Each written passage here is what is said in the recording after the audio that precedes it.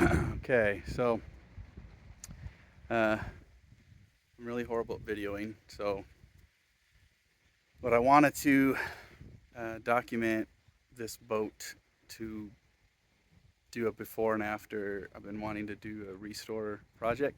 So, um, found this little Glastron 15 footer and we'll go over it front to back and then go through the whole entire restoration process, make a little fun ski boat for the grandkids and a fishing boat for myself. So let's take a look.